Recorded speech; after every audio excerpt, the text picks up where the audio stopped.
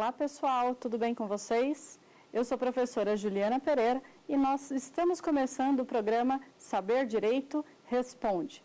Nessa semana nós tratamos de temas super relevantes aí para o direito processual civil, que foi o tema impedimento e suspeição do juiz e auxiliares da justiça. E hoje nós vamos responder aí as dúvidas dos estudantes de direito, João Vitor, Clarissa e Matheus. Então vamos começar para a primeira pergunta. Professora, minha dúvida é, o impedimento mudará somente o juiz ou o juízo também? Veja só, o impedimento, se for declarado o impedimento do juiz, verifica-se que a questão do impedimento é uma questão de ordem pessoal. Então, ela não vai atingir a competência e o juízo, que não será alterado, e sim a pessoa do juiz. Então, é a pessoa do juiz que será afastada para que venha o seu substituto legal para fazer o julgamento no lugar desse juiz que foi declarado, seja como impedido ou também nos casos de suspeição. Professora, cabe ação rescisória nas hipóteses de impedimento ou suspeição? Veja, essa questão é muito importante. Por quê? As hipóteses de impedimento e suspeição, nós temos uma divisão. Então, veja, as hipóteses de impedimento, elas são muito mais graves, tratam-se de presunção absoluta de parcialidade do juiz e ele obrigatoriamente deverá ser afastado.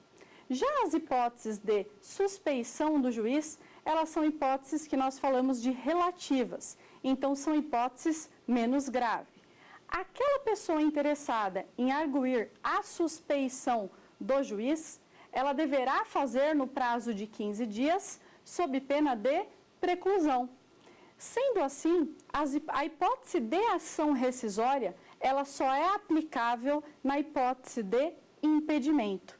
Para as hipóteses de suspeição, não arguído no momento legal, no momento adequado, então isso não poderá ser reclamado lá na frente. Então, a ação rescisória do artigo 966, inciso 2, só serve para os casos de impedimento e não de suspeição. Professora, quando há assim, uma imparcialidade do auxiliar da justiça, como o escrivão, por exemplo, qual assim... O que acontece? Há também o mesmo procedimento que é declarado assim para o juiz, na situação dele ser impedido? Existe algum substituto nessa situação? Perfeito. Então, veja, todas essas hipóteses que nós estudamos de impedimento e suspeição do juiz, nós falamos que elas se aplicam também para os auxiliares da justiça. A diferença vai estar no procedimento. Então, se um auxiliar da justiça for declarado impedido ou suspeito, obviamente ele também deverá afastado e ele não vai mais poder atuar naquele processo e quem vai substituir é o substituto legal desse auxiliar da justiça, segundo as normas aí de organização judiciária. Professora, há alguma hipótese que eu possa alegar suspeição após o prazo? Veja, o impedimento, que é aquela hipótese mais grave, a parte pode arguir a qualquer tempo. Já as hipóteses de suspeição do juiz, essas deverão ser arguídas no prazo de 15 dias, sob pena de preclusão. Agora, as hipóteses de suspeição, elas deverão ser alegadas a partir da data do conhecimento do fato. Então, se a parte provar que ela tomou conhecimento daquele fato naquele momento, será possível arguir através do incidente a questão do impedimento e da suspeição. Então, veja, na questão de suspeição, que nós temos a preclusão, eu tenho conhecimento do fato. Se a parte não arguir, o direito vai precluir, salvo se ele provar que tomou conhecimento somente naquele momento. Professora, o que ocorre quando a arguição de suspeição ou de impedimento ela é feita no bojo da apelação e a competência para apreciar essa arguição é diferente da competência para julgar a apelação? Perfeito. Nós falamos que o impedimento e a suspeição do juiz deve ser arguído por meio de petição específica. Só que essa situação, ela só vale até o momento da decisão do juiz em primeira instância. Se a parte quiser arguir o impedimento ou suspeição em segunda instância, ele o fará, como você mencionou, na preliminar da apelação. Aí, veja, a competência nesse caso, ela vai depender de cada tribunal. Se o tribunal tiver lá dentro uma câmara de competência exclusiva para o julgamento da arguição do impedimento e suspeição, então a parte ela vai arguir o impedimento e a suspeição e também vai fazer a apelação. E aí, se houver uma câmara de competência exclusiva para decidir a questão do impedimento e suspeição, primeiro vai ser decidido esse incidente e aí, após decidir, é que o processo segue para o julgamento do mérito da apelação. Professora, quando o juiz, qual foi a intenção do legislador quando ele isentou o juiz de declarar situações que ele possa se declarar suspeito? Nós falamos que nas hipóteses de suspeição, o juiz poderá se declarar suspeito por motivo de foro íntimo, sem necessidade dele declarar suas razões. Em que pese nós não saibamos exatamente a intenção do legislador, né, quando ele colocou esse inciso lá no artigo 145, o que nós podemos dizer? Nós podemos dizer o seguinte, que o juiz, quando ele está investido no cargo de juiz, ele está atuando em nome do Estado. Então, ele está prestando a jurisdição. Ocorre que o juiz também é um ser humano.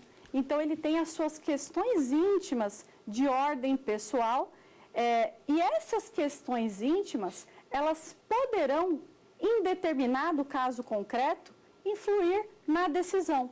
E se o juiz entender que naquele caso específico ele poderá ser parcial, e aí ele poderá, de ofício, se declarar suspeito, e aí ele vai ser afastado daquele processo. Aquele processo vai ser encaminhado para o seu substituto legal, e aí não há necessidade dele declarar suas razões. Então, o objetivo, nós podemos dizer, é justamente para proteger também o juiz das suas convicções íntimas. Ele, enquanto ser humano, ele poderá ter algumas questões que, embora ele deva se afastar, a opinião pessoal do juiz, ela deve ser afastada totalmente no momento do julgamento. Por ser um ser humano, nem sempre ele vai conseguir ser imparcial, e aí ele poderá se declarar suspeito por motivo de foro íntimo, e aí não há necessidade dele declarar suas razões, protegendo também a intimidade do próprio juiz. Professora, um advogado também pode ser declarado impedido? Veja, essa pergunta é muito interessante. As hipóteses de impedimento e suspeição são para o juiz. Ocorre que a lei diz o seguinte, que se uma das partes tiver como seu advogado o cônjuge ou companheiro do juiz, ou qualquer parente, aí a lei fala colateral até terceiro grau, aí veja, o juiz também poderá estar impedido. Só que a própria lei, nos seus parágrafos 1º e 2º, lá do artigo 144, ela diz o seguinte, que é vedado, é proibido a criação de um fato superveniente a fim de caracterizar o impedimento do juiz. E aí, nesse caso, é justamente a sua resposta. Porque quando a lei impede um fato superveniente para criar o impedimento do juiz, justamente ele está dizendo que, neste caso concreto, nós temos o impedimento do advogado de ingressar no processo. Então, quando o processo ele é registrado, ou quando o juiz despacha a petição inicial, é determinada a competência.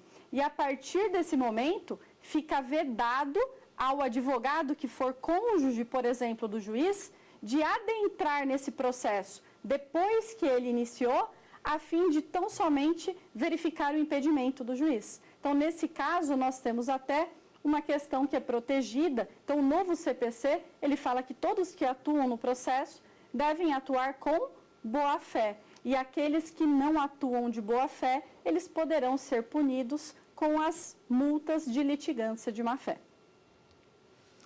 Professora, em que casos o autor pode alegar suspeição ou impedimento do juiz concomitantemente ao ajuizamento da demanda?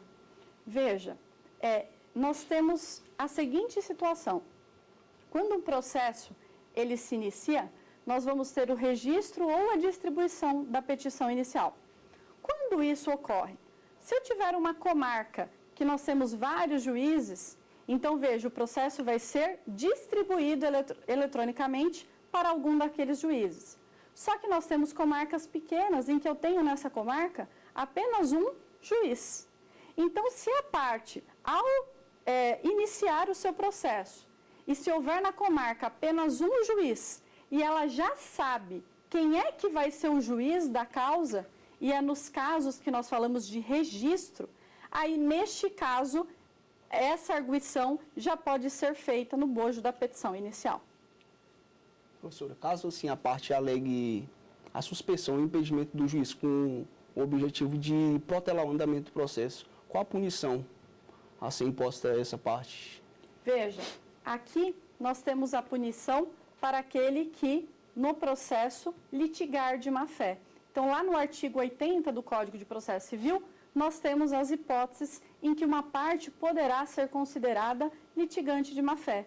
Então, no caso concreto, se a parte arguir o impedimento e suspeição apenas para prolongar aquele processo, para procrastinar sem qualquer tipo de fundamento, ele poderá ser também punido com as penas do litigante de má-fé. Agora nós vamos para o intervalo e nós já voltamos.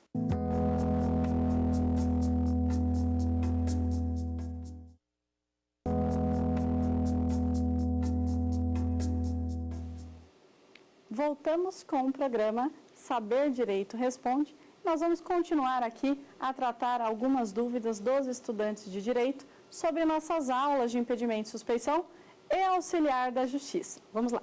Professora, quando a parte inicia a arguição de suspeição ou impedimento, o processo fica suspenso? Veja, o Código de Processo Civil, ele diz que a arguição do impedimento e suspeição do juiz, ele vai suspender o processo. Essa regra está lá no artigo 313 do Código de Processo Civil. Ocorre que, neste incidente, o juiz ele será réu. E aí, veja, a partir do momento que inicia o incidente da arguição do impedimento e suspeição, o juiz ele vai ter o prazo de 15 dias para fazer a sua defesa.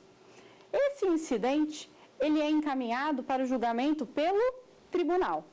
E aí, no tribunal, a primeira coisa após ser distribuído esse incidente, o relator ele vai julgar os efeitos em que esse incidente é recebido.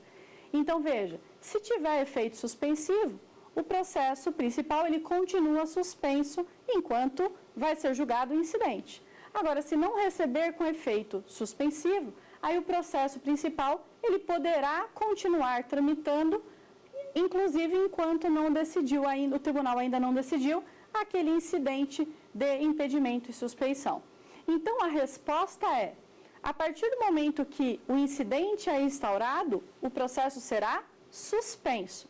Só que no momento que o incidente ele é encaminhado para o tribunal ele vai decidir se aquele processo principal vai continuar suspenso ou se ele voltará a tramitar.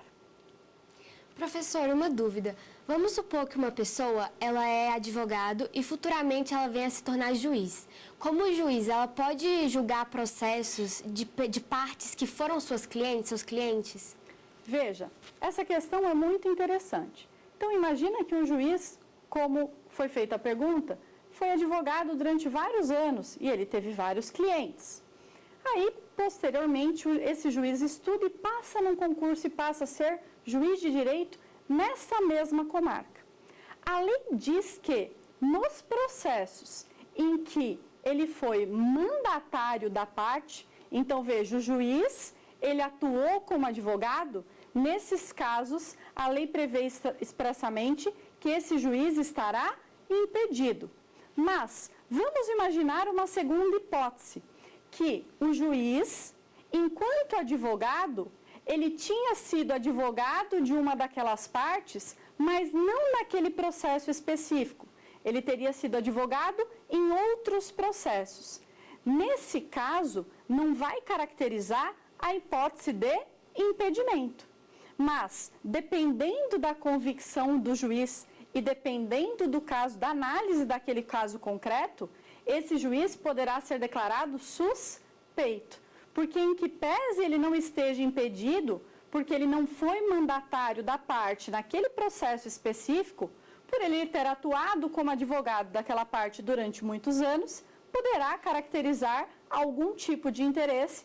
E aí, nesse caso, nós não vamos ter o requisito essencial do devido processo legal, que é o princípio da imparcialidade das partes. Professora, aqui de acordo com o parágrafo 2º do artigo 144 do Código de Processo Civil, diz o seguinte: é vedada a criação de fato superveniente a fim de caracterizar o impedimento do juiz. O que seria, no caso, esse fato superveniente? Veja, essa hipótese é justamente aquela hipótese que nós tratamos da seguinte situação. Quando o advogado de uma das partes, ele é cônjuge, companheiro ou parente do juiz, seja em linha reta ou na linha colateral até terceiro grau, esse juiz vai estar impedido. Agora, esse impedimento, ele só vai se caracterizar, a lei diz no parágrafo 1º do artigo 144, antes da atividade judicante do juiz. E o parágrafo 2º, que é a sua dúvida, ele complementa o parágrafo 1º, porque ele diz que é vedado a criação de um fato superveniente a fim de caracterizar o impedimento. E aí, é justamente o legislador aqui, ele quis dizer o seguinte, que é vedado à parte contratar um advogado que seja parente do juiz quando o processo está em andamento, a fim de caracterizar o impedimento do juiz. Então, aí seria contratar o advogado durante o processo que tem parentesco com o juiz, seria um fato superveniente, e neste caso, a proibição seria do advogado adentrar esse processo que já está em andamento, a fim de caracterizar o impedimento do juiz. Professora, o advogado é considerado um auxiliar da justiça? Veja, nós falamos que essas hipóteses de impedimento e suspeição do juiz, elas se aplicam àquilo que nós chamamos de equiparados, que a lei diz expressamente quem são esses equiparados. É o Ministério Público, os auxiliares da Justiça e eventuais terceiros intervenientes. Neste caso, nós podemos dizer que o advogado não é considerado um auxiliar da Justiça. O advogado, ele tem as suas atribuições aí descritas na própria Constituição Federal. E veja, essas hipóteses de impedimento e suspeição do juiz, elas não se aplicam para os advogados. Então, é possível um advogado que seja parente da parte estar atuando em sua defesa. A única hipótese em que o juiz, o advogado vai ser impedido de entrar nesse processo é justamente essa hipótese que nós acabamos de falar da criação de um fato superveniente. Então, essa é a única exceção em que o advogado ele vai estar impedido de entrar no processo, que é a exceção do 144, parágrafos 1º e 2º. Professora, de quem que é a competência para julgar o processo quando todo o tribunal ele é considerado suspeito ou impedido? Veja, a doutrina fala que se nós tivermos a arguição do impedimento e suspeição de todo o tribunal em segunda instância, a competência para julgamento seria do Supremo Tribunal Federal.